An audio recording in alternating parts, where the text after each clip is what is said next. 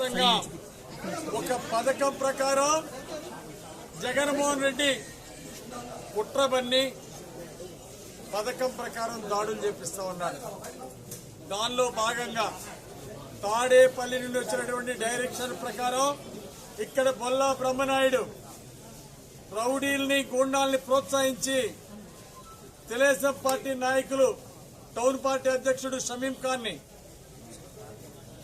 Town party అధ్యక్షుడు అయూబ్ ఖాన్ ని, అలాగే స్టేట్ రాష్ట్ర తెలుగుదేశం పార్టీ కార్యదర్శి షమీం ఖాన్ గారిని అనేక మంది మీద హత్యా ప్రయత్నం చేశారు.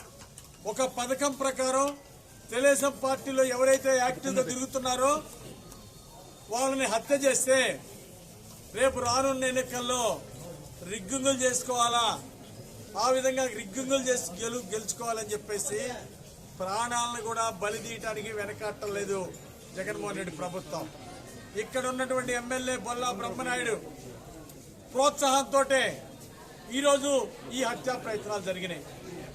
దీని మీద పోలీసులు ఇంతవరకు ఏ ఒక్కరిని కూడా అరెస్ట్ చేయకపోవడం చాలా దురదృష్టకరం, బాధాకరం. దాడులు చేసిన వాళ్ళని హాస్పిటల్ తీసుకెళ్తా ఉంటే మళ్లీ మూకుమ్మడిగా హత్యా ప్రయత్నం చేశారు. గతంలో వినుకొండలో ఎప్పుడూ ఇలాంటి సంస్కృతి లేదు. ఈరోజు బొల్లా బ్రహ్మనాయుడు వచ్చిన తర్వాత పచ్చగా ఉన్నటువంటి వినుకొండ నియోజకవర్గంలో చిచ్చు పెట్టాడు బొల్లా బ్రహ్మనాయుడు స్వార్థ ప్రయోజనాల కోసం.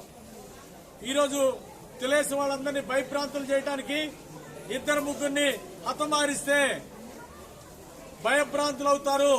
రేపు ఎన్నికల్లో రిగ్గింగ్ చేసుకోవచ్చు. కొంతమంది తెలుగుదేశం పార్టీ నాయకుల మీద తప్పుడు కేసులు పెట్టి రౌడీ షీటర్లు ఓపెన్ చేశారు. ప్రతి మండలంలో వినుకొండ టౌన్ లో ముఖ్యులు ఎవరైతే పార్టీలు యాక్టివ్గా ఉన్నారో తెలుగుదేశం పార్టీలో అలాంటి వాళ్ళ మీద ఒక పథకం ప్రకారం గత 2 సంవత్సరాల నుండి తప్పుడు కేసులు పెట్టుకుంటూ వచ్చి 6 నెలల క్రితమే రౌడీ షీటర్లన్నీ ఓపెన్ చేసి సైలెంట్ గా పెట్టుకున్నారు. రేపు ఎన్నికలప్పుడు తెలుగుదేశం పార్టీలో యాక్టివ్గా ఉండే వాళ్ళందరినీ పోలీస్ స్టేషన్లో పెట్టి కొంతమందిని హత్యలు చేసి భయభ్రాంతులు చేసి కొంతమంది రౌడీ షీటర్ల పేరుతో పోలీస్ స్టేషన్లో పెట్టించి ఎలక్షన్ చేసుకోవాలనుకుంటున్నారు.